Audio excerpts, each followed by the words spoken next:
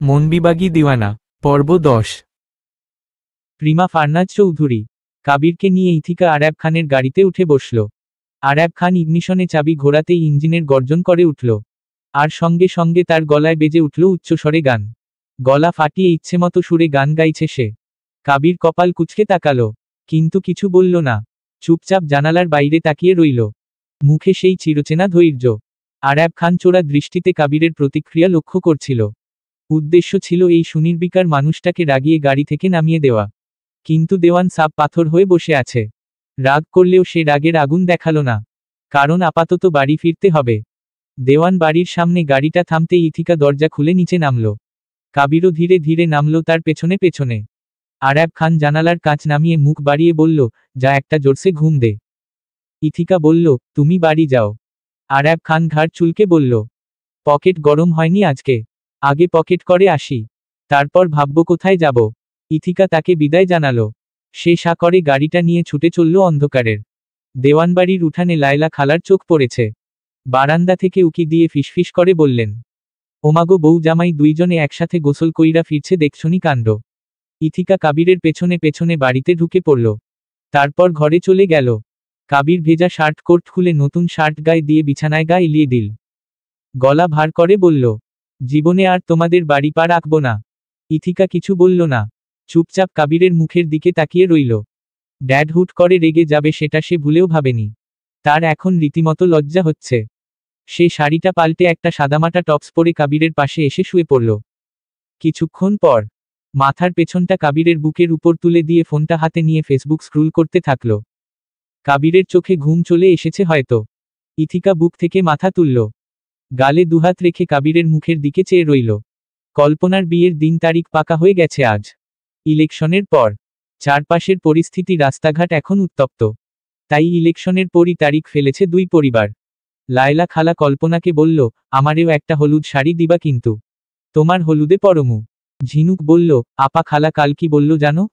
বলল ও নাকি তোমার বিয়েতে শাড়ি পরে নাচবে। কল্পনা হাসল, বলল, অনেক শখ না? সাহেবের বিয়াতে তো মজা করতে পারি নাই। তোমার বাপের চিন্তায় কেমন গুমট গুমট ছিল সবই। ভাল লাগে নাই আমার। কিরণ বলল, আচ্ছা বেশ, এবার তুমি একটা শাড়ি পাবে, ঝিনুকও পাবে, সবাই পাবে। আমরা সবাই শাড়ি পরব। কল্পনা হঠাৎ করে বলল, এই কিরণ তাহমিনা আপাকে একটা ফোন দেব বুঝলি। আপা তো খান বাড়িতে নেই। কিরণ বলল, সেজো ভাইকে বলবে একটা কার্ড পাঠিয়ে দিতে। সে তো দেবেই, কিন্তু আপাকে একটু আলাদা করে বলবো। ওদের ভয় না এলে তো সমস্যা। কিরণ বলল, তা ঠিক। কিছুক্ষণ পর নাজিফা এল সেখানে। বলল, আন্টি ডাকছে তোমাদের। কল্পনা বলল, যাচ্ছি। এই কিরণ বড় ভাই ডাকছে মনে হয়।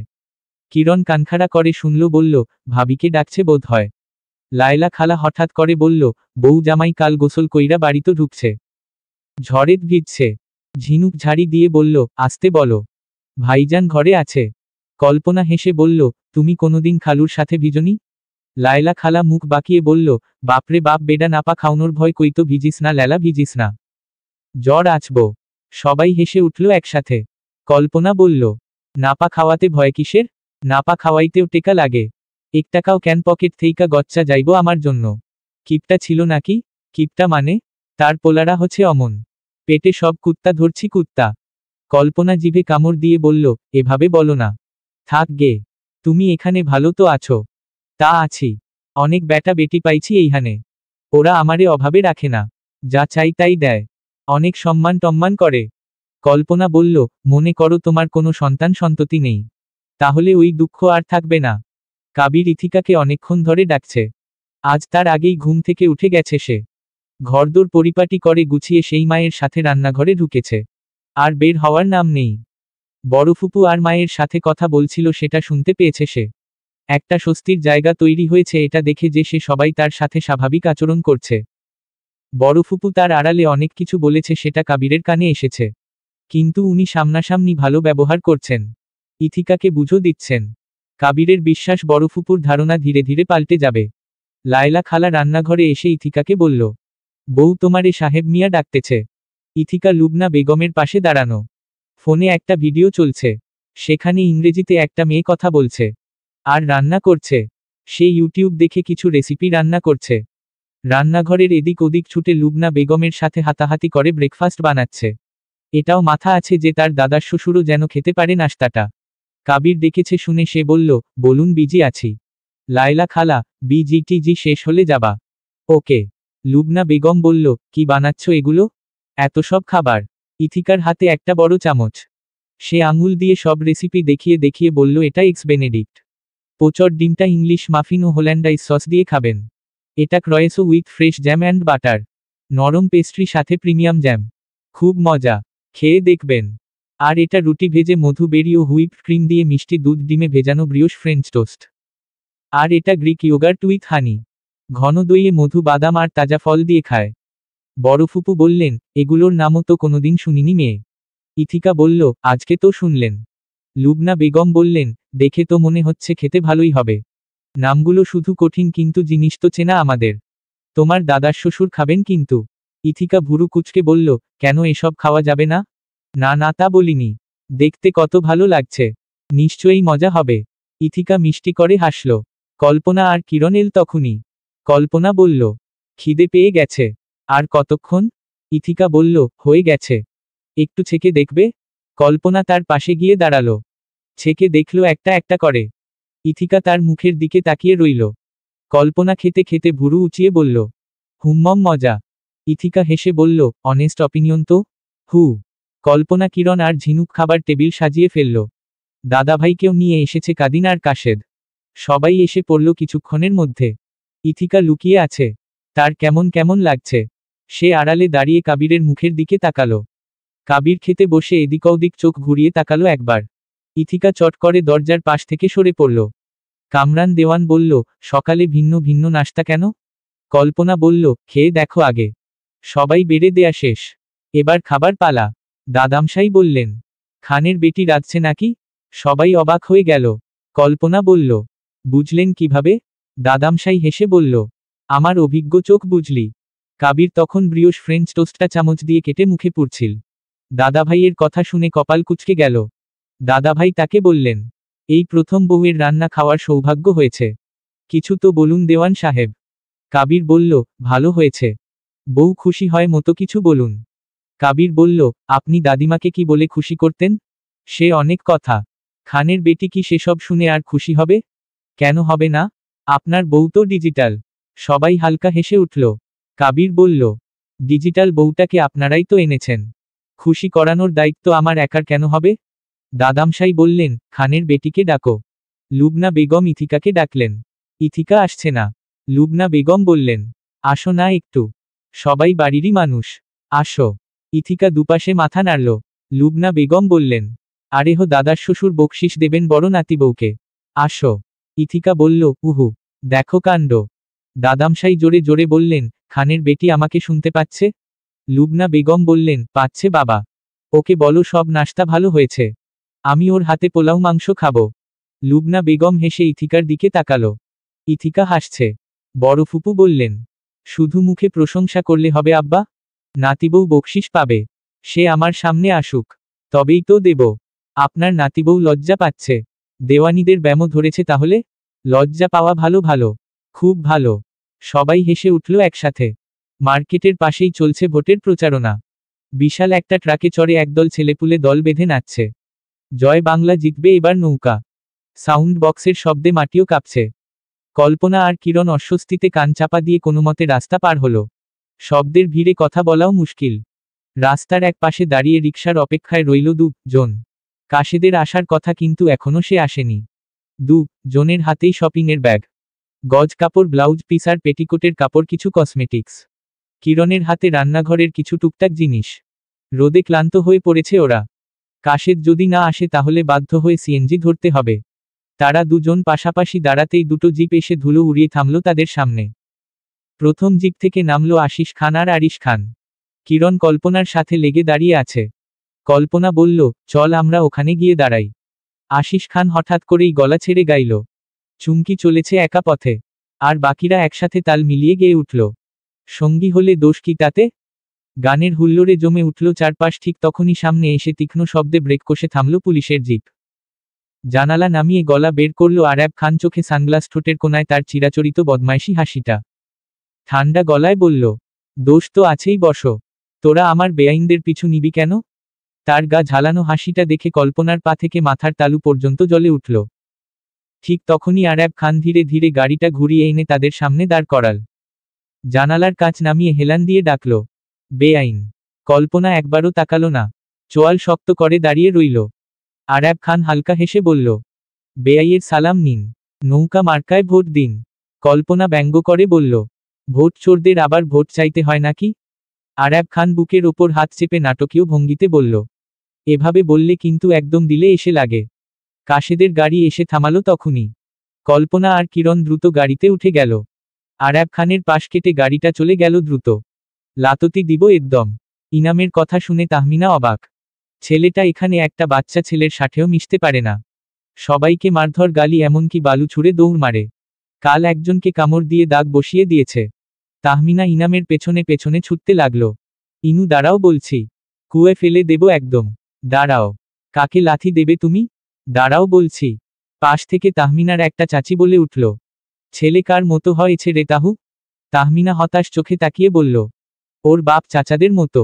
কি করব জানি না, এখানে কারো সাথে পড়ে না ওর। মহা যন্ত্রণায় রেখেছে আমাকে। ইনাম একমুঠ বালু এনে তাহমিনার দিকে ছুটে এল। চোখের পলকেই তাহমিনার শাড়িতে বালু ছুঁড়ে মারল। তাহমিনা ধমকে বলল, ইনু। ইনাম রেগেমেগে বলল, মাই নেম ইজ আব্বাহাম খান ইনান। তাহমিনা গালে ঠাস ঠাস করে চর বসিয়ে কোলো তুলে নিয়ে বলল, যেমন নাম তেমন কাম, বেয়াদব ছেলে।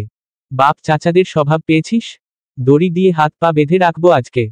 ইনাম কান্না করতে করতে ভয়ানক রেগো গিয়ে বলল, আম্মু লাততি দিব। তাহমিনা আরো দুটো চর দিল। ইনামের নানি দৌড়ে এল, আহা আহা, বাচ্চাটাকে মারছিস কেন? এই বয়সে দুষ্টুমি তো করবেই। এসব দুষ্টুমি, এগুলোকে জাউরামি বলে। বাপ চাচার কপি করে এসেছে। ইনাম চেঁচিয়ে চেঁচিয়ে কাঁদতে লাগলো। তার নানি তাকে দোল দিতে দিতে বলে, নানু ভাই কেঁদো না আর। ইনাম তার নানির চুল টেনে ধরল। তার নানি তাহেরা বেগম চেঁচিয়ে উঠলেন, ও তাহু, দেখ তোর ছেলে আমার চুল ছিঁড়ে খেলতেছে। তাহমিনা ছুটে এসে ইনামকে এবার কষে চর বসালেন। এবারের চড়টা বেশি জোরে পড়ল।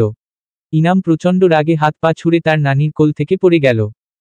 কলপারের দিকে ছুটে গিয়ে কপাল ঠুকতে লাগলো ইটের সাথে। তাহমিনার পা জমে গেছে, কথা বলতে ভুলে গেছে সে। ইনামের ছোট কপাল ফেটে রক্ত গড়াচ্ছে। তাহমিনা কেঁদে ফেলল। ইথিকা ছুটতে ছুটতে হাসপাতালে এসেছে। তাহমিনা করিডোরে বসে আছে, চোখ মুখ শক্ত। ইথিকা এসে তাকে ঝাঁকিয়ে বলল, কি হয়েছে ওর? মাথা কিভাবে ফাটল? তাহমিনা তাকে দেখে দাঁড়িয়ে পড়ল। বলল, আমি চর দিয়েছি। রাগে। ইথিকা বলল, বড় ভাইয়া জানে? তাহমিনা দুপাশে মাথা নাড়ল। ইথিকা কেবিনের দিকে ছুটে গেল। কাবির এসেছে ইথিকাকে নিয়ে। তাহমিনাকে দেখে সে এগিয়ে এল। বলল, তুমি কোথায় ছিলে? ওকে সাবধানে রাখা উচিত ছিল। এখন খানদের কি জবাব দেবে? ওরা এমনিতে ইনামকে তোমার কাছে রাখতে চাচ্ছে না। তাহমিনা কেঁদে বলল, আমার সামনেই হয়েছে ভাইয়া। এত রাগ ওর, আমি ওকে সামলাতে পারছি না। বেডের উপর ইনাম ঘুমিয়ে আছে, ছোট্ট কপালটা জুড়ে ব্যান্ডেজ।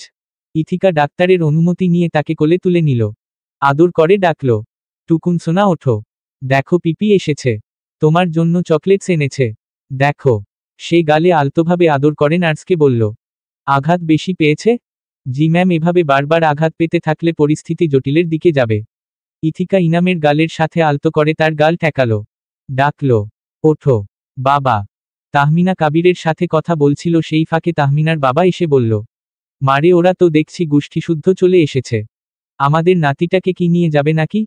তাহমিনার বুক ধক করে উঠল। বলতে না বলতেই আসলাম খানকে দেখা গেল। পিছু পিছু তার 3 সহোদর। তাহমিনা চুপসে গেল। শুরুতেই কেউ কোনো কথা বাড়ালো না। সবাই চুপচাপ এগিয়ে গেল ইনামকে দেখতে। ইথিকার কোলে ছোট্ট ইনামটা ঘুমোচ্ছিল। আসলাম খান কাছে যেতেই ইথিকা ক্ষীণ গলায় বলে উঠল, তোমরা কে খবর দিল? আরাব খান খোঁচা ধরা স্বরে বলল, পথেঘাটে হাটে বাজারে দৌড়াচ্ছি তোর বাপের ভোটের জন্য। পাতালের খবর পর্যন্ত টেনে আনছি। বস্তিতে কি হচ্ছে সেটা জানবো না? আসলাম খান ইথিকার কোলে থেকে সাবধানে ইনামকে নিয়ে নিজের বুকের সাথে চেপে ধরল। কয়েক মুহূর্ত জড়িয়ে ধরে রাখল শিশুটাকে। কাবির দূরে দাঁড়িয়ে তা দেখল। একটা হতাশ নিঃশ্বাস ছাড়ল, এই ভেবে যে স্বামী স্ত্রীর মধ্যেকার জটিলতার জন্য বাচ্চাটাকেই ভুগতে হয় শেষমেশ। আসলাম খান ছেলেকে বুকের সাথে জড়িয়ে ধরে নার্সের দিকে তাকিয়ে জিজ্ঞেস করল, হুঁশ ফিরবে কবে? নার্স শান্ত গলায় বলল, ঘুমোচ্ছে স্যার। সেন্স আছে। চিন্তার কিছু নেই। আসলাম খান ইনামের গালে আদর করে আবার ইথিকার কোলে রেখে দিল। এরপর সে এগিয়ে গেল তাহমিনার সামনে। কালো বোরখা আর কালো হিজাবে ঢাকা তাহমিনা তাকে দেখতে না চেয়ে মুখ ঘুরিয়ে নিল। আশিস খান কটাক্ষ করে বলল, কপালে এমন চোট লাগলো কিভাবে? তাহমিনা শুকনো গলায় বলল, কলপারে ভাঙা ইটের ওপর পড়ে কপাল ঠুকেছে। আরিশ খান ঠাট্টার সুরে বলে উঠল, সাবাস, আর তুমি দাঁড়িয়ে দাঁড়িয়ে তামাশা দেখছিলে? খানদের ব্যাটা মরুক, তোমার কি আসে যায়? তাহমিনা সোজাসাপটা গলায় জবাব দিল, হ্যাঁ তাই। আসলাম খান তখনই গর্জে উঠল, একদম চুপ। তাহমিনা চোখ রাঙিয়ে কঠিন গলায় বলল, একদম চিল্লাপাল্লা করবেন না এখানে। আমার ছেলেকে আমি এভাবেই মানুষ করব। আঘাত পাওয়াটাও একটা শিক্ষা যেটা আপনারা পাননি। ওর ওসব বাজে স্বভাবের জন্য আপনি আর আপনার 3 ভাই দায়ী। এইটুকুনি একটা ছেলে সবাইকে যাতা গালি দেয়। কোন অমানুষের বাচ্চা সেটা আমাকে বলতে হয় না আর। আসলাম খান রাগে কাঁপতে কাঁপতে হাত তুলতে গেল। মুহূর্তেই আরাব খান তার হাত চেপে ধরে ফেলে। শক্ত করে চেপে ধরতে ধরতেই ধীর গলায় বলল, কুল কুল। আসলাম খান তেড়ে বলল, হাত ধরলি কেন? ও কি বলল শুনেছিস? কি সাহস বেড়েছে? আমাকে অমানুষ ডাকছে। আরাব খান ঠান্ডা চোখে তাহমিনার দিকে তাকালো।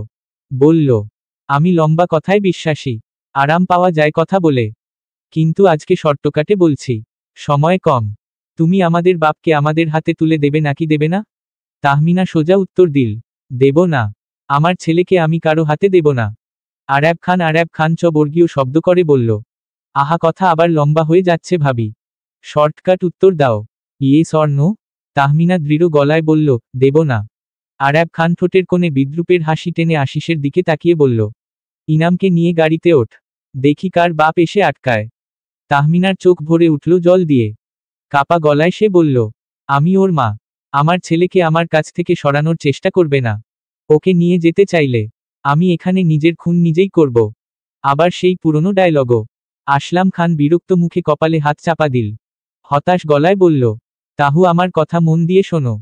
ইনাম আমাদের বাড়ির পরিবেশের সাথে অভ্যস্ত। ওই বস্তিতে ও টিকতে পারছে না। ওর গায়ের রং দেখেছ? কেমন মলিন হয়ে গেছে। আমার চাঁদের মতো ছেলে এখন হয়ে গেছে জেলের কয়েদি, মুদি দোকানিদের নাতি নাতি ভাব। তাহমিনা কঠোর গলায় বলল, আমার আব্বাকে অসম্মান করবেন না। ঠান্ডা নির্মম স্বরে আসলাম খান বলল, 100 বার করব। আরাব খান একটু বিরক্ত হয়ে বলল, এত কথা বাড়িয়ে কি হবে বুঝতে পারছি না। এই আশিসের বাচ্চা কথা কানে গেল নাকি চেপে চেপে ভরে দেব? আশিস মাথা নেড়ে বলল, হু। ঠিক তখনই ইথিকা এগিয়ে এল। তার কোলে ঘুমন্ত ইনাম। কিন্তু মুহূর্তের মধ্যে আশিস এগিয়ে গিয়ে তার কোল থেকে ইনামকে তুলে নিল। বলল, ওই টুকু নোট। ইথিকা ভীত গলায় বলল, কি হচ্ছে এখানে? আসলাম খান ঠান্ডা স্বরে বলল, ও আমাদের সাথে বাড়ি যাবে। আরেকবার যদি ওই কলপারের ইটে মাথা ঠুকে তাহলে ছেলেটাকে বাঁচানো যাবে না। তাহমিনা কেঁপে উঠল। তারপর শক্ত গলায় বলল, ওকে নিয়ে বেরোলেই আমি থানায় যাব। সবাই একে অপরের দিকে তাকালো। নীরবতা ভেঙে আরাব খান হঠাৎ শব্দ করে হেসে উঠল। হাসতে হাসতে ঘুরে গিয়ে আশিসের হাত থেকে ইনামকে কোলের মধ্যে তুলে নিল। বলল, যাও, থানায় যাও। সাথে মোটা একটা বান্ডিল নিয়ে যেও। বান্ডিল আছে তো? বলেই হো হো করে হেসে ইনামকে কোলে নিয়ে হাঁটা দিল। পিছন থেকে তাহমিনা চিৎকার করে বলল, মেঝো ভাই দাঁড়াও, ওকে নিয়ে যেতে পারবে না। আমি থামতে বলছি। আশিস ঠান্ডা গলায় বলল, বাড়ি চলো ভাবি। তাহমিনা খোঁচা মেরে বলল, কেন? রেধে খেতে কষ্ট হচ্ছে নাকি? আসলাম খান বলল, লোক রেখেছি। তাহমিনা বিদ্রুপের হাসি দিয়ে বলল, আমি গেলেই তোমরা সবাইকে তাড়িয়ে দেবে, কারণ কাজের বুয়া বিয়ে করেছ। আসলাম খান বলল, গতবারের ওরা নিজেরাই কাজ ছেড়ে দিয়েছে। সেখানে আমাদের কি করার আছে? আগে যা হয়েছে সব ভুলে যাও। তাহমিনা কঠিন গলায় বলল, খানদের 7 খুন এত সহজে মাফ? আমি মাফ দেব না কাউকে। ইথিকা এগিয়ে এসে নরম গলায় বলল, ভাবি, এখন নিজেদের নিয়ে ভাবার সময় নেই। ইনামের জন্য হলেও তোমাকে যেতে হবে। তাহমিনা তার দিকে তাকিয়ে বলল, তুমি আমার কষ্টটা বুঝবে না। তোমাকে কেউ জোর করে ভয় দেখিয়ে তোমার অসহায়ত্বের সুযোগ নিয়ে বিয়ে করেনি। তোমার পড়াশোনা বন্ধ করে দেয়নি। তোমাকে শ্বশুরবাড়ির অত্যাচার সহ্য করতে হয়নি। তোমাকে 3 বেলা রেঁধে খাওয়ানোর পরও খোঁচা শুনতে হয়নি। তোমার মা বাপ তুলে কেউ গালি দেয় না শ্বশুরবাড়িতে। তোমাকে রানীর হালে রেখেছে ওরা। তোমার মুখ দিয়ে ওই কথা বেরোনো খুব সহজ। পেটে বাচ্চা নিয়েও অকথ্য গালিগালাজ নির্যাতন সহ্য করতে হয়েছে আমাকে। তোমাদের কেউ আঘাত করলে তোমরা তাকে খুন করতে পর্যন্ত দুবার ভাবো না। আর অন্যদের বেলায়? তুমি কপাল করে ওরকম শ্বশুরবাড়ি পেয়েছ, তাই এত বড় বড় কথা বলতে পারছো। আমার জায়গায় থাকলে তুমি একদিনও সংসার করতে পারতে না। দূরে কাবির দাঁড়িয়ে থাকায় আসলাম খান দাঁত চেপে বলল, তুমি কথা লম্বা করছো এবার। তাহমিনা বলল, উচিত কথা বললেই কথা লম্বা হয়ে যায় তাই না? আপনার গায়ে ফোসকা পড়ে তখন। আপনি আমার সাথে যা করেছেন তার জন্য আমি আপনাকে পরপারেও মাফ দেব না। আপনার সাথে আমি না পারতে সংসার করেছি, এখনো তাই করছি, আর ভবিষ্যতেও যদি করতে হয় তাহলে অনিচ্ছায় করব। ইনাম কোনোদিন বড় হলে সে জানবে তার মা তার বাবাকে কোনোদিন সম্মানের চোখে দেখেনি। তার বিস্তর পয়সা আছে, পয়সার উপর ঘুমায় লোকসমাজে, সে বড় মাপের মানুষ, মানুষ তাদের ধন্য ধন্য করে, কিন্তু তার মা তার বাবাকে ন্যূনতম সম্মানটুকুও করে না। আসলাম খান বলল, তুমি কথাগুলো কি কাউকে শোনাচ্ছ? পুরো দুনিয়াকে শোনাবো আমি। আসলাম খান তার দিকে তেড়ে এসে হাত ধরে নিয়ে যেতে চাওয়ার আগেই ইথিকা বলল, বড় ভাইয়া এভাবে রাগারাগি করবে না, ঠান্ডা মাথায় বুঝিয়ে নিয়ে যাও। তোমাদের মধ্যকার ঝামেলার জন্য ইনামটা কষ্ট পাচ্ছে। ভাবি, আমি তোমাকে রিকোয়েস্ট করছি, তুমি প্লিজ ইনামের জন্য ফিরে যাও। তাহমিনা আসলাম খানের দিকে তাকালো, বলল, ইনামের জন্যই যাচ্ছি। আসলাম খান তার হাত ধরতে এলে তাহমিনা হাত সরিয়ে বলল, আপনার বোন কি বলল শুনতে পাননি? আমি ইনামের জন্য যাচ্ছি, আর ইনামের জন্যই ওই বাড়িতে থাকব। আপনি আমার আশেপাশেও ঘেঁষবেন না। আসলাম খান বলল, তোমার বেশি অহংকার। তাহমিনা চোখে জল নিয়ে বলল, আমার জীবনটা শেষ করে দিয়ে বলছে আমার বেশি অহংকার। জালেম কোথাকার। চোখের জল মুছতে মুছতে চলে গেল সে।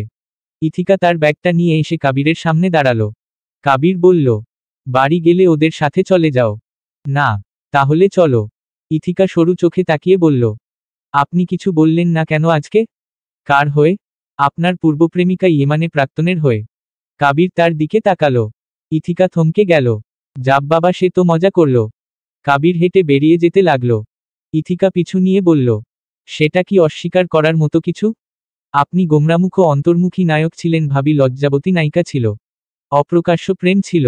আর কিছুদিন লাগতো বিয়ে রব উঠতে, কিন্তু মাঝখানে ভিলেন হয়ে দাঁড়ালো বড় ভাইয়া। কথাগুলো কি মিথ্যে? নিজের বড় ভাইয়ের গুণগান গাইছ? ইথিকা বলল, আপনার কারণেই ভাবি আমাদের সংসারে মনোযোগী হয়নি, কথাটাও মিথ্যে নয়। বড় ভাইয়ার রাগটা স্বাভাবিক নয় কি?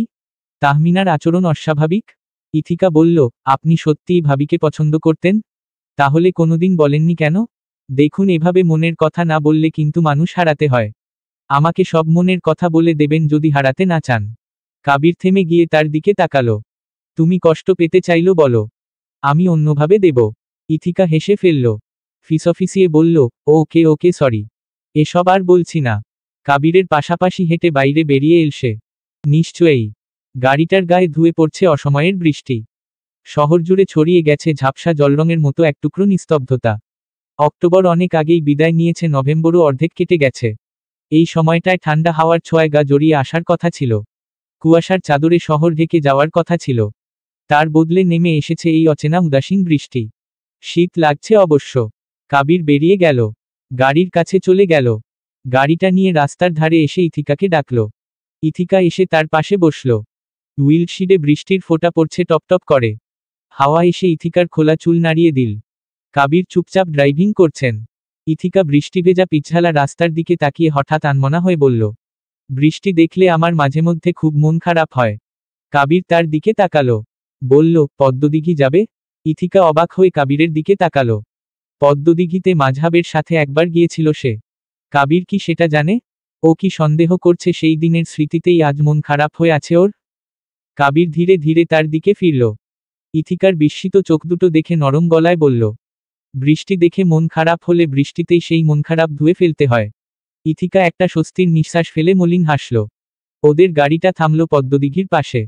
সামনে সেই প্রাচীন ঘাট। বয়সের ভারে নুয়ে পড়া পাথরের সিঁড়ি। ঘাটের কিছুটা অংশ ডুবে আছে জলে। পুরো সবুজ শ্যাওলা জমে আছে ঘাটের কোনায় কোনায়। দিঘির বিস্তীর্ণ বুকে ফুটে আছে অসংখ্য গোলাপি পদ্মফুল। পাপড়ির উপর টপটপ করে পড়ছে বৃষ্টির কোমল ফোঁটা। ইথিকা জুতো খুলে পা খালি করে নিচের দিকে নামতে শুরু করল। তার নরম চপল পায়ের ছাপ ভিজে পাথরের উপর পড়ল বোধ হয়। কাবির একটু সাবধানে নামতে নামতে বলল, পা পিছলে পড়লে কিন্তু শেষ। ইথিকা পেছনে ফিরে তাকালো না। বলল, ভয় নেই। একটা ছোট্ট নৌকা ডেকে ইথিকা উঠে বসল। কাবির বলল, তুমি ঘুরে এসো। ইথিকা হাত বাড়িয়ে দিয়ে বলল, আপনিও আসুন। আসুন না। কাবির বলল, আমার কি কাজ ওখানে? ইথিকা বলল, আপনার কাজ আমার ছবি তোলা। কাবিরকে টেনে তুলে নিল সে। কাবির চুপচাপ বসে রইল নৌকায়। ওই দূরে তার চোখ একটু ভাবুক। ইথিকা তার বসে থাকার ধরন দেখে না হেসে পারল না। পাশাপাশি বসে একটা পদ্মফুল ছিঁড়ে নিয়ে ধীরে ধীরে কাবিরের সামনে রাখল। কাবির সামনে ফুল দেখে ফুলের মালিকের দিকে তাকালো। ইথিকা ফুলটা বাড়িয়ে দিয়ে বলল, মশাই, আপনি প্রেমের অভাবে বুড়ো হয়ে যাচ্ছেন। এই নিন, আজ থেকে আমাদের প্রেমের মৌসুম শুরু। সাক্ষী থাকুক এই পদ্মদিঘি, এই বৃষ্টি ভেজা দুপুর, আর সাক্ষী থাকুক শাল অশ্বত্থ বটের পেয়াদারা। সাক্ষী থাকুক ছাতিম পলাশ বুনো ফুলের ঘ্রাণ। সাক্ষী থাকুক কাদায় আঁকা আহত এক থাবা। সাক্ষী থাকুক হাজার বছর হাওয়ার গোরস্থান। সাক্ষী থাকুক মৃগ নাভির কস্তুরী ভোরবেলা। সাক্ষী থাকুক সাঁওতালি ক্ষোভ যক্ষ পিশাচ দল। সাক্ষী থাকুক বাদুর ময়ূর উলুধ্বনির খেলা। সাক্ষী থাকুক পাতার পুরুতোহমের দাবানল। কাবির ফুলটা নিয়ে বলল, থাকুক না মন্দ কি, বৃষ্টি সাক্ষী রাখলে, কিন্তু ঝড় এলে তখন? তুমি না থাকলে সাক্ষী দিয়ে কি হবে? ইথিকা তার কাঁধে আলতোভাবে মাথা রাখল। দূরের শালবন থেকে ফিসফিস করে বাতাস আসছে সুরের মতো। সেই সুর ইথিকার গলার সুরকে রুদ্ধ করতে পারেনি। ঝড় এলে তুই সাথে থাকলে কি ভয়? ইনামের ঘুম ভেঙে গেছে গাড়ি থেকে নামা মাত্রই। চোখের সামনে বাবা চাচা দাদাদের দেখে সে লাফিয়ে উঠল এক প্রকার। বাবার বুকে নিজেকে আবিষ্কার করে বলল, পাপা। আসলাম খান বলল, ইয়েস। ইনাম আঙুল দিয়ে তার চাচাদের দেখিয়ে দিল, মেঝো পাপা, সেজো পাপা, ছুটু পাপা। আরাব খান বলল, ওই বাপদের ফেলে গেছিলি কোথায়? ইনাম আঙুল তুলে বলল, তুই গেছিলি কোথায়? আরাব খান হো হো করে হাসল। আশিস বলল, বাবা জয় বাংলা বলো। ইনাম বলল, জয় বাংলা জিতবি এবাল ধানের ছিচ। সবাই হকচকিয়ে গেল। আশিস বলল, কে শিখিয়েছে এসব?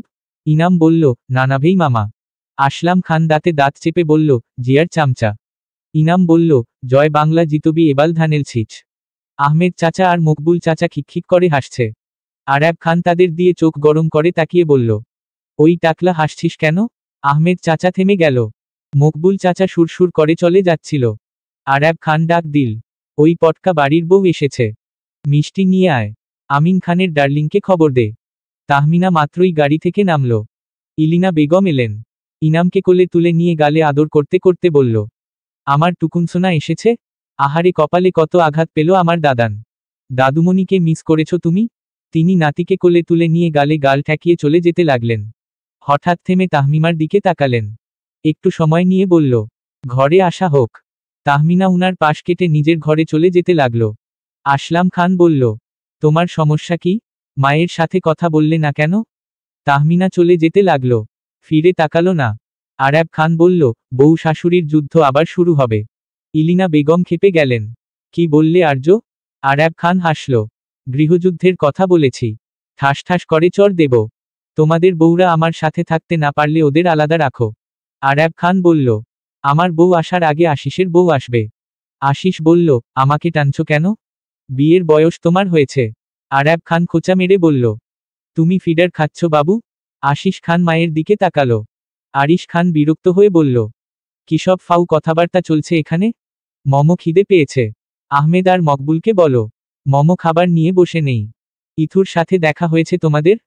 আরাব খান বলল, ইয়েস, বরের সাথে পিরিতিতে মজে আছে। করে নিক কিছুদিন। ইনামকে নিয়ে চলে গেলেন তিনি। তাহমিনা ঘরে ঢুকে দরজা বন্ধ করে দিয়েছে। আসলাম খান বাইরে পায়চারি করছে। তাহমিনা দরজা খুলল, বোরকা খুলেছে, পরনে একটা সাদামাটা শাড়ি। আসলাম খানকে বলল, আছেন? আসলাম খান দরজার সামনে এসে দাঁড়ালো। বলো, আপনার জিনিসপত্র এখান থেকে নিয়ে যান। মেঝো ভাইয়ের ঘরের পাশের ঘরটা খালি, খাট পাতাও আছে। আসলাম খান বলল, আমি এই ঘরেই থাকব। তাহমিনা কিছু বলল না আর। বেডশিট বালিশ আর ইনামের জিনিসপত্র নিয়ে বেরিয়ে যাচ্ছিল। আসলাম খান আটকাতেই তাহমিনা এক ঝটকায় হাত ছাড়িয়ে নিয়ে বলল, এখনো আমার সাথে জবরদস্তি করবেন নাকি? বিয়ের পর 4 বছর হয়ে যাচ্ছে, অথচ আপনার প্রতি এতটুকু সহানুভূতি আমার আসে না, এতটুকু মায়া আসে না। কারণ আপনি আমার উপর সবসময় জোর খাটিয়েছেন। সরে যান, আমার ধৈর্যের পরীক্ষা নিও না। তাহমিনা চেঁচিয়ে উঠল, দূর হন তো সামনে থেকে, দেখলেই আমার রক্ত গরম হয়ে আসে। ধৈর্য মারায় আবার। বিয়ে করবেন বলেছিলেন না? কোথায় গেল সেই সব বুলি? বিয়ে করে নেন একটা, আমি তো অন্তত শান্তিতে থাকব। তাহমিনার চেঁচামেচিতে সবাই ছুটে এল। আরাব খান উকি দিয়ে বলল, ভেবেছিলাম বউ শাশুড়ির যুদ্ধ দেখব, কিন্তু এখন তো বউ জামাইয়ের যুদ্ধ দেখতে হচ্ছে। How romantic. আসলাম খান বলল, জুতার বাড়ি খাবি মাদারচো? আরাব খান ঘুরে দাঁড়ালো। যেতে যেতে বলল, তওবা তওবা নাউজুবিল্লাহ আস্তাগফিরুল্লাহ। আশিস আর আরিশ চরম বিরক্ত হয়ে নিজেদের ঘরে চলে গেল। তারা যেতেই আসলাম খান বলল, তোমাকে কোথাও যেতে হবে না। আমি তোমার আশেপাশে ঘেসব না। থাকো এখানে। এসব ব্যাপার জানাজানি হলে ইজ্জত সম্মান থাকবে না আমার। আপনাদের আবার ইজ্জত সম্মান? কি বললে? তাহমিনা মুখের উপর দরজা বন্ধ করে দিল। আসলাম খান দাঁতে দাঁত চাপল। ইলেকশনটা যাক, তোকে দেখে নেব আমি ফকিন্নির বাচ্চা। 30শে ডিসেম্বর 2018। সময়টা তখন সন্ধ্যা। ইথিকা তখনও ভোটকেন্দ্রে ছিল। সেই সকালে বের হওয়ার পর এখনো ফিরতে পারেনি। কাবির দুশ্চিন্তায় আচ্ছন্ন। ওখানে আজ ঝামেলা হবে তা নিশ্চিত। গত 1.5 মাস ধরে ইথিকা ঘরছাড়া দিন রাত এক করে ভোটের প্রচারণায় ব্যস্ত। কাবির কোনোদিন সরাসরি আপত্তি করেনি, তবে ভিতরে ভিতরে তার মন অস্থির ছিল। তার মোটেও ইচ্ছে ছিল না ইথিকাকে একা ছাড়ার। দেওয়ান বাড়ির বউ এইসব রাজনীতিতে যুক্ত হোক সরাসরি সে চায় না। এসব রাজনীতি নয়, অপরাজনীতি। মানুষের রুটি রোজগার লুটেপুটে খাওয়ার কূটনীতি। কাবির অবশ্য সরাসরি আপত্তি জানায়নি, কারণ খানরা নানান বাহানা বের করবে। বলবে কাবির ইচ্ছে করে এমন করছে, শত্রুতামি করছে। আপত্তি করলে তেমন কিছুই হতো না। ইথিকাও তার কথা অমান্য করত এমন না। তবুও কাবির আপত্তি করেনি, কারণ নতুন করে ঝামেলা বেড়ে যাওয়ার সম্ভাবনা ছিল। আর সবকিছুর ঊর্ধ্বে ইথিকার সঙ্গে তার সম্পর্ক আগের চেয়ে অনেক বেশি গভীর হয়েছে। দূরত্ব বেড়েছে, কিন্তু তারপর তারা আবার একে অপরের কাছে ফিরে এসে কাটিয়েছে অসংখ্য একান্ত মুহূর্ত। এক বাড়িতে একঘরে একই বিছানায় কোনো মনোমালিন্য ছাড়া স্বামী স্ত্রী থাকলে যা হয় তাই হয়েছে। এমতাবস্থায় আর কোনো জটিলতায় পড়তে ইচ্ছুক নয় কাবির। অনেক হয়েছে এসব পারিবারিক ঝুট ঝামেলায়, তার বিরক্তি ধরে গেছে। রমজানের আগেই সে দেশ ছাড়বে। ইথিকা যেতে চাইলে সঙ্গে নেবে, নইলে একা কিছুদিন সময় কাটিয়ে আসবে। ব্যবসায়ের কাজে ভালোভাবে মনোনিবেশ করতে হবে। সেও এতদিন নিজের কাজ নিয়ে ব্যস্ত ছিল। যেহেতু ইথিকা অফিসে সময় দিতে পারছে না, ইথিকাও প্রচারণার কাজে ব্যস্ত ছিল। সে গত 1 সপ্তাহ যাবৎ খান বাড়িতে ছিল। কাল রাতেই দেওয়ান বাড়িতে এসেছে। আজ সকালে বেরিয়েছে ভোটকেন্দ্রের উদ্দেশ্যে। কাবির ছিল দুপুর অবধি, এখন ফিরে এসেছে। কাবির বাড়ি ফিরতেই কল্পনা জানতে চাইল, ভাইয়া ভোট দিয়েছ? কাবির ক্লান্ত ভঙ্গিতে সোফায় বসে বলল, ওখানে ভোট চলছে নাকি সার্কাস সেটা নিয়েই এখন সন্দেহ হচ্ছে। কল্পনা অবাক হয়ে বলল, কেন? কাবির ঠান্ডা গলায় জবাব দিল, লীগের ছেলেপেলেরা হাসিমুখে জোর করে ভোট নিচ্ছে, আর আশপাশের লোকজন দাঁড়িয়ে দাঁড়িয়ে সেই তামাশা দেখছে। কাদিন পাশে বসে বলল, ভোট তো গতরাতে শেষ। আমরা যখন ফিরছিলাম রাস্তায় অনেকে বলছিল কেউ কেউ একাই নাকি শতাধিক ভোট দিয়েছে ইচ্ছে মতো। কাউসার দেওয়ান গম্ভীর স্বরে বলল, যেখানে সুষ্ঠু ভোট নেই সেখানে ভোট দিয়ে লাভ কি? কল্পনা আফসোস করে বলল, আমি ভোটার হওয়ার পর একবারও ভোট দিতে পারিনি। কাশেদ হেসে বলল, তোর ভোট দেওয়া আর হবেও না। কল্পনা গাল ফুলিয়ে রাখল। কাদিন আর কাশেদ হাসল। কামরান দেওয়ান হঠাৎ বললেন, কাবির আমিন খান গদিতে বসতে পারবে বলে মনে হয় তোমার? কাবির নিঃসন্দেহে বলল, হ্যাঁ, ভোটকেন্দ্রে সব তার লোক। আসলাম আর আর্য জায়গায় জায়গায় তাদের লোক বসিয়ে রেখেছে। তার নামই শোনা যাচ্ছে বেশি। মানুষ যেটা ধারণা করে সেটাই হয়। কাবিরের কথাই সত্যি হলো। রাত বাড়তেই টিভির পর্দায় শোনা গেল খবর, আমিন খান সমাজকল্যাণ মন্ত্রীর দায়িত্ব গ্রহণ করেছেন এবং বর্তমানে সরকারের এই গুরুত্বপূর্ণ মন্ত্রণালয়ের নেতৃত্ব দিচ্ছেন। বাইরের রাস্তায় তখন শাসা করে ধেয়ে যাচ্ছে গাড়ির বহর। বাজি ফাটানোর বিকট শব্দে আকাশ কাঁপছে। এই উৎসবমুখর গর্জনে কারো বুঝতে বাকি রইল না কি হয়েছে। খান বাড়ি থেকে দেওয়ান বাড়িতে মিষ্টির বাক্স পৌঁছে গেল অল্প সময়ের মধ্যে। কিন্তু ইথিকা এখনো ফেরেনি। হঠাৎ খবর এলো ভোটকেন্দ্রে গোলাগুলি, থানা ভাঙচুর, আরও নানা রকম নাশকতা চলছে চারদিকে। কাবির অস্থির হাতে একের পর এক ফোন দিতে লাগলো ইথিকাকে। শেষমেশ ইথিকা ফোন রিসিভ করল। তার কণ্ঠে উচ্ছ্বাস, মিষ্টি পাঠিয়েছিলাম, খেয়েছেন? কাবির গম্ভীর গলায় বলল, খাবো। তুমি কোথায় এখন? ইথিকা বলল, ভাইয়াদের সাথে আছি, খেয়ে দিয়ে আপনার কাছে ফিরব। আজ আপনার জন্য একটা স্পেশাল সারপ্রাইজ আছে। কাবির বলল, ঠিক আছে, সাবধানে থেকো। ওকে, বলেই ফোন কেটে দিল ইথিকা। খান বাড়িতে তখন এক প্রকার হই হুল্লোড় চলছে। চারপাশে হাসি, গান আর উদ্দাম উল্লাস। উচ্চ আওয়াজে গান বাজনা। আরাব খান এক কোণে বসে ইতিমধ্যেই এক বোতল চিভাস রিগেল 18 ইয়ার্স স্কচ হুইস্কি সাবার করে ফেলেছে। চোখের পাতাগুলো ভারী হয়ে এসেছে, তবুও থামার নাম নেই। আরও এক বোতল জ্যাক ড্যানিয়েলস টেনেসি হানি খুলে ছিপি টেনে নিল। চুমুক দিতেই গলা জ্বলে উঠল। বোতলের মুখে শেষ চুমুকটা দিয়ে বাড়ির বাইরে বেরিয়ে এসে সুইমিং পুলের ধারে বসল সে চেয়ার টেনে। মাথা ঝাঁকালো। নেশা হলে সমস্যা। তার সহজে নেশা হয় না। জরুরি ফোন আসার কথা ছিল। এখনো আসছে না কেন? মরে গেছে নাকি ওরা? ফোন কাঁপিয়ে সত্যি সত্যি কল এল কিছুক্ষণ পর। বাম হাতে কলটা রিসিভ করতেই শোনা গেল, স্যার আঞ্জিল ম্যামের যৌন হয়রানির কেসে গ্রেফতার হওয়া সেই 3 আসামি পালিয়েছে। আরাব খান কপাল কুঁচকে ছিল। কথাটা শুনে ধীরে ধীরে কপালের ভাঁজ মিলিয়ে গেল তার। নেশাধরা কণ্ঠে বলল, যেতে দে। ওস্তাদ এমনিতেও শেষ রাতেই মারে। রাত ঘনিয়ে এসেছে। শহর এখনো পুরোপুরি থমকে যায়নি, কিন্তু ভেতরের অনেক অলিগলি নিস্তব্ধ হয়ে পড়েছে। অধিকাংশ রাস্তা ফাঁকা, দোকানপাটের ঝাঁপ পড়ে গেছে। নানান জায়গায় ছড়িয়ে পড়া নাশকতার খবরে আতঙ্ক ছড়িয়েছে মানুষের মনে। ফলে শহরের ভেতর দিয়ে গাড়ি চলাচলও আজ একটু তাড়াতাড়ি থেমে গেছে। রাস্তা ধরে 3 জন লোক দৌড়াচ্ছে। তারা সদ্য জেল থেকে পালিয়ে আসা আসামি। কিভাবে পালাতে পেরেছে তা সম্পর্কে তারা নিজেরাও পুরোপুরি নিশ্চিত নয়। কেউ ইচ্ছাকৃতভাবে তাদের সাহায্য করেছে পালাতে। তার প্রতি অশেষ কৃতজ্ঞতা। কিন্তু তাদের পিছু নিয়েছে একটা গাড়ি। বিদ্যুৎ গতিতে ছুটে আসছে তাদের পিছু পিছু। তারা প্রাণপণে ছুটতে লাগলো। না, পুলিশের হাতে তারা আর ধরা দেবে না। কিছুতেই না। পা চলছে না আর।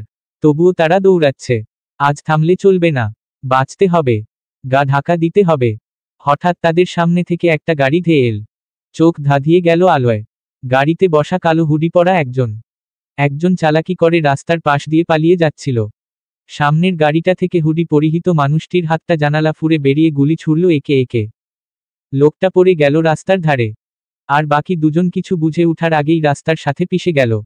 ইয়ারপিসে আরাব খানের গলায় ফিসফিসিয়ে ভেসে এল, ওয়ান্স এগেইন।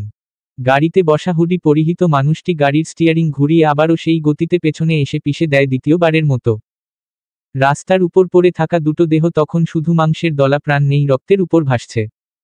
সংকেত পেতেই গাড়িটা থেকে লাফ দিয়ে নামল হুডি পরিহিত মানুষটি। অদূরে হেডলাইট অফ করে দাঁড়িয়ে থাকা গাড়িটির কাছাকাছি চলে গেল। গাড়ির সিটে বসতে বসতে মেয়েলি কণ্ঠস্বরটা বলল, দ্রুত রাস্তা ক্লিন করতে বলো। আরাব খান আশিস আর আরিশকে মেসেজ পাঠিয়ে ছোট্ট করে বলল, ডান। ইথিকা হুডির ফিতা ঢিলেঢালা করে নামিয়ে দিল। জানালার কাছে গিয়ে মুখটা বাইরে বাড়িয়ে দিল। চোখ বন্ধ করে নিঃশ্বাস নিল গভীরভাবে। কপাল বেয়ে দরদর করে ঘাম ঝরছে।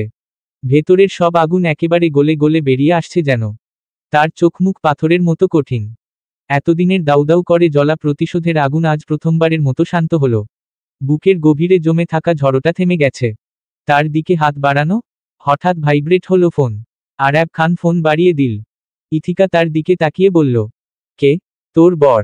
ইথিকা বর্গীয় শব্দ করে ফোনটা হাতে নিল। তারপর ফোনটা কেটে দিয়ে আরাব খানকে বলল, সবার আগে এই মালটাকে সরানো উচিত ছিল আগে। আমি আর কতদিন ওসব নাটক করে যাব? জাস্ট গায়ে জ্বালা ধরে যায় আমার। সেকেন্ডে সেকেন্ড ধরা পড়ি। এদের জন্যই তো আমি কুত্তাগুলোর হাতে মরতে যাচ্ছিলাম। আরাব খান হাসল। কাঁচা অভিনয় নিয়ে মাঠে নেমেছিস, ধরা পড়ার ভয় তো থাকবেই। দেনমোহর আদায় করেছিস। এবার কাগজটা হাত কর আগে। তারপর উড়াল দে। ইথিকার বমি পাচ্ছে। মনে হচ্ছে রক্তের গন্ধ নাকে লেগে আছে। সে বলল, গাড়ি থামাও। আরাব খান গাড়ি থামালো। ইথিকা গাড়ি থেকে নেমে গিয়ে বমি করতে লাগলো রাস্তার পাশে।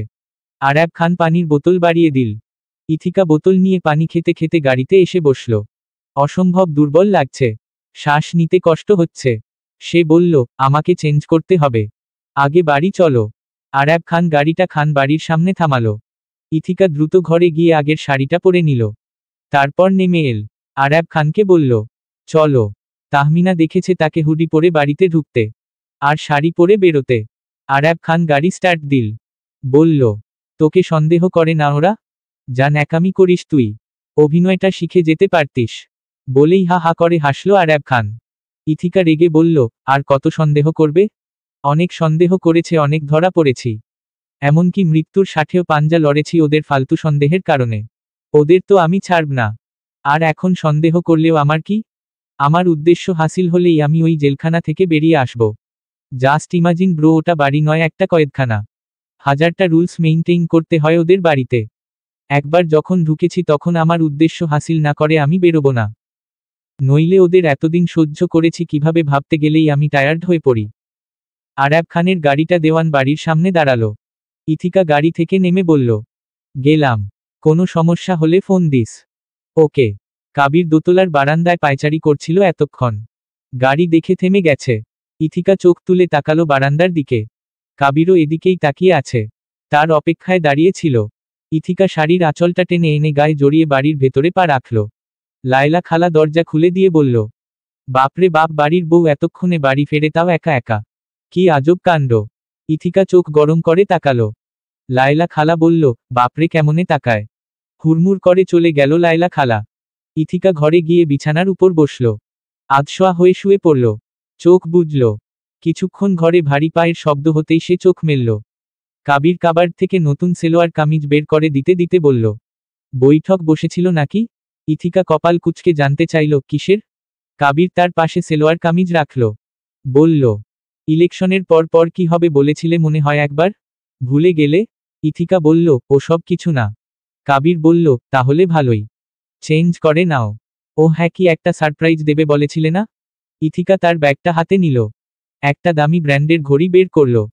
কাবিরের দিকে বাড়িয়ে দিয়ে বলল, আপনারা তো জন্মদিন পালন করেন না, তবুও আমি জন্মদিন উপলক্ষে আপনার জন্য গিফট এনেছি। কাবির খুশি হয়ে ঘড়িটা নিল।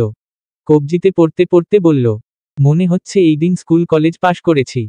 সময়কে আটকে রাখা যায় না। ইথিকা বিড়বিড় করে বলল, আমাকেও।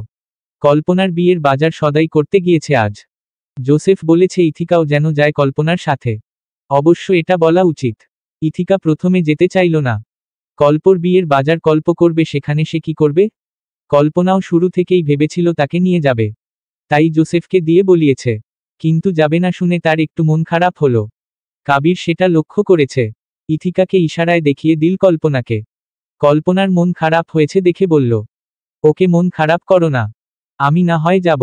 আমি তোমাদের অসুবিধার কথা ভেবে যেতে চাচ্ছি না। কল্পনা বলল, না থাক, যেও না, তোমার শরীর খারাপ।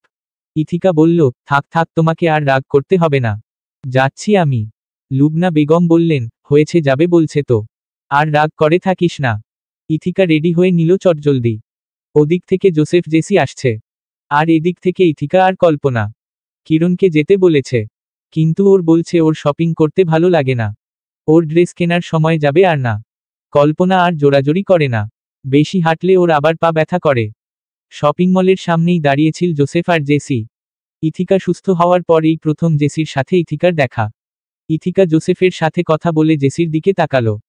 জেসি কেমন আছো? ভালো আছি বলে আর কোনো কথা বলল না। তার ব্রেনওয়াশ ভালোভাবে করেছে তার ভাই আর ভাইয়ের বউ মিলে। এখন নাকি আরাব খানের আশেপাশেও নেই সে। ইথিকা অবশ্য জেসির উপর তার ক্ষুব্ধ মনোভাবটা প্রকাশ করল না, তার সাথে বেশি কথাও বলল না। কল্পনা শাড়ি জুয়েলারি সব নিজে পছন্দ করেছে, বাকি সব ইথিকা কিনেছে। কল্পনা অত স্ট্রেস নেয়নি। কল্পনাও তার উপর চাপিয়ে দিয়ে নিশ্চিত আছে, কারণ ভাবির ফ্যাশন সেন্স খুব ভালো। জোসেফের শেরওয়ানি, জুতো সব অবশ্য কল্পনা চুজ করেছে। শপিংয়ের ফাঁকে তারা কফি শপে বসেছিল। শেষ করে রেস্টুরেন্টে উঠল। ডিনার সেরে জোসেফ তাদের গাড়িতে তুলে দিয়ে নিজে বিদায় নিল। কল্পনাকে বলল পৌঁছে তাকে মিসকল দিতে। তাদের গাড়িটা রীতিমতো দেওয়ান বাড়ির উদ্দেশ্যেই রওনা দিয়েছিল। মাঝপথে গাড়িটাকে থামতে হলো আরাব খানের জন্য। কল্পনা বরাবরের মতো চুপ করে বসে রইল গাড়ির ভেতর। ইথিকা তার পাশে। আরাব খানকে দেখার সাথে সাথে সে গাড়ি থেকে নেমে এল। ভাইবোনের মধ্যে কি কথাবার্তা চলছে সেদিকে কল্পনা কর্ণপাত করল না। চলে যাওয়ার সময় আরাব খান ঘুরে এল কল্পনার জানালার কাছে। মাথা নামিয়ে কল্পনার দিকে তাকিয়ে বলল, বেআইন ভেবেছিলাম আপনি একটু আলাদাভাবে দাওয়াত করবেন আমাকে। কল্পনা বলল, তোমাকে দাওয়াত না করলেও তুমি বেহায়ার মতো হাজির হবে সেটা আমি জানি। আরাব খান হাসল। এত কনফিডেন্স বেআইয়ের উপর? বাহ, দেখেই মনপ্রাণ জুড়িয়ে গেল। আজ আসি তবে, ডার্লিং বাই। ইথিকা হাত নাড়ল। আরাব খান চলে গেল। ইথিকা কল্পনাকে বলল, ভাইয়া ইয়ার কি করে, এটার জন্য মোমো ওকে বকে। তুমি প্লিজ কিছু মনে করো না ওর কথায়। কল্পনা বলল, না কিছু মনে করিনি। বাড়ি ফিরে ইথিকা সোজা নিজের ঘরে চলে গেল।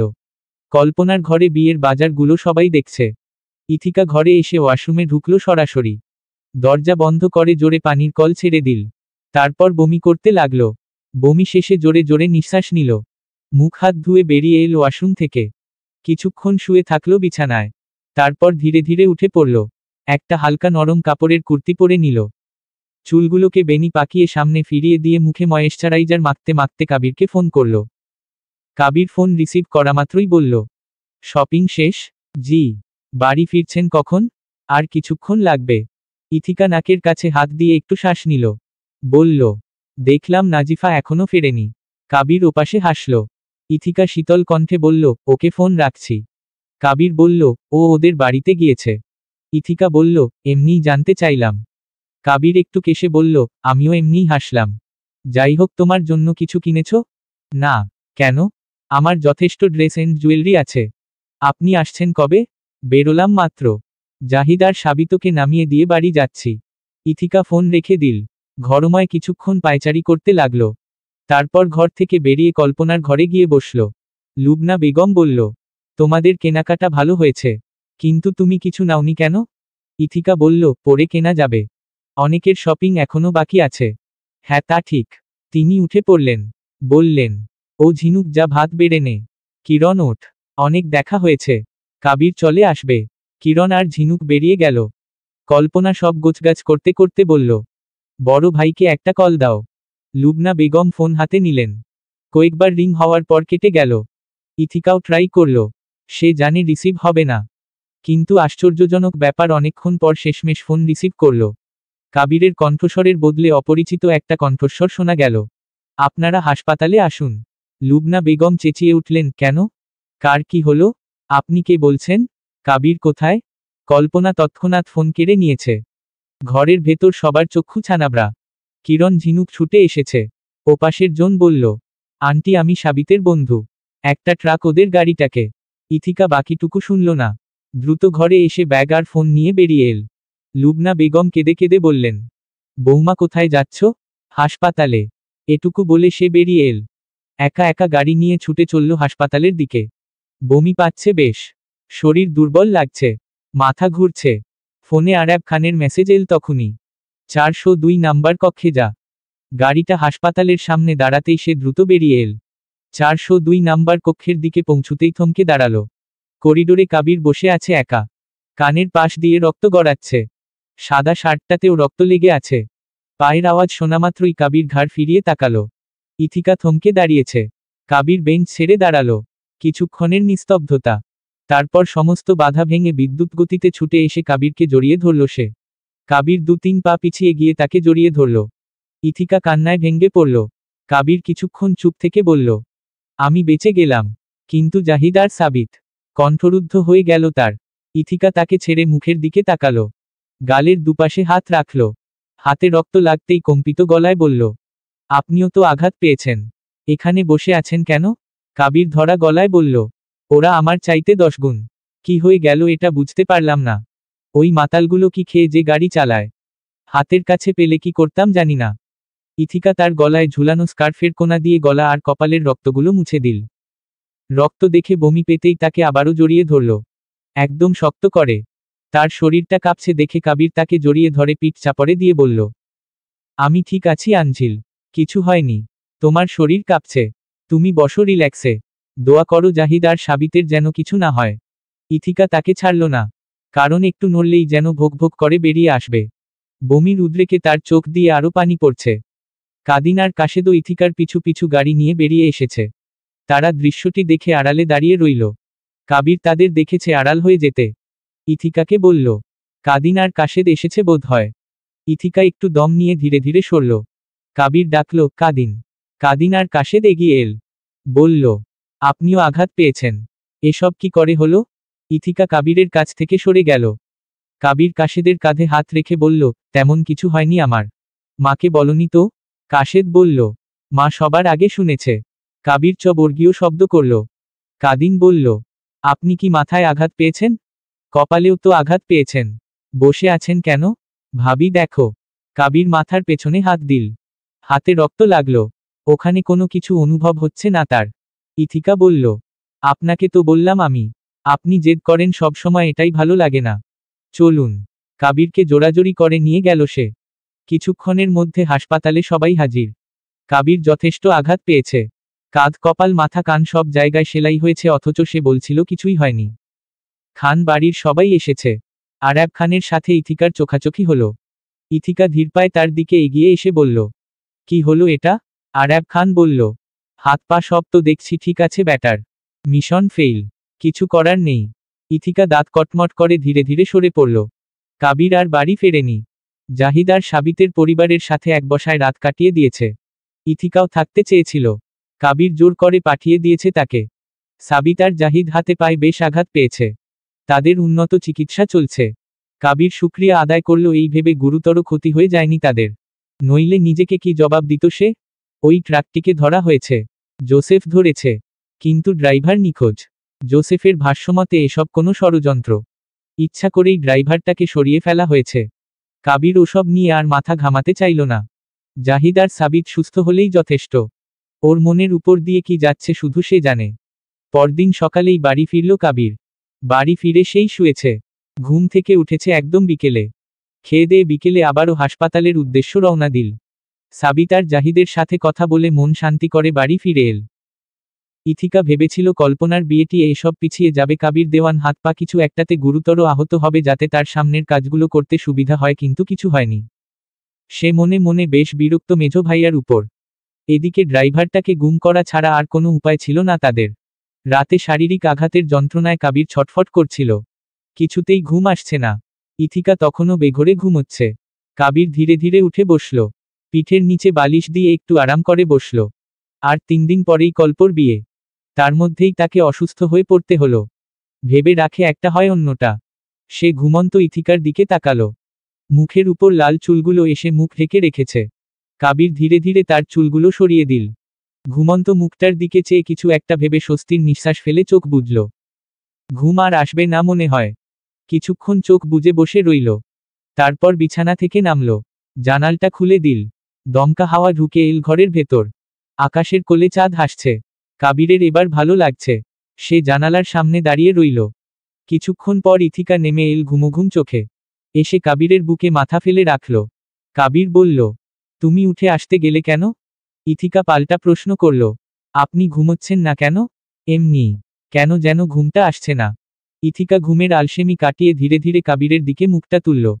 কাবির মাথা হালকা ঝাঁকিয়ে বলল, ভীষণ মাথা ব্যথা করছে। আজ আর ঘুম হবে না। তুমি যাও। ঘুম না হলে তোমার আবার চোখের নিচে কালি পড়বে। ইথিকা বলল, যাচ্ছি। যেতে গিয়ে সে আবার থামল। কাবিরের দিকে তাকালো। কাবির মাথা নামিয়ে তার কপালে চুমু খেল। ইথিকা বুঝে ফেলা চোখ খুলে বলল, এভাবে সারা রাত দাঁড়িয়ে থাকবেন? ঘুম আসছে না কি করব? গল্প বলুন। কাবির বলল, আমি পারি না। আমি বলি? বলো। গল্পটা এক ঘরকুনো রাজকুমারীর আর এক সাহসী রাজপুত্রের। গল্প তখন মাঝপথে। কাবির তাকে থামিয়ে দিয়ে বলল, রাজকুমারীটা অন্তরা খানম আর রাজপুত্রটা কামরান দেওয়ান, তাই না? ইথিকা হেসে বলল, আরেহ কি চালাক বর আমার। কাবির একটু বিরক্তি প্রকাশ করে বলল, ওসব বাদ। আমরা ভালো আছি। ভালো থাকব। ইথিকার চেহারা মলিন হয়ে এল।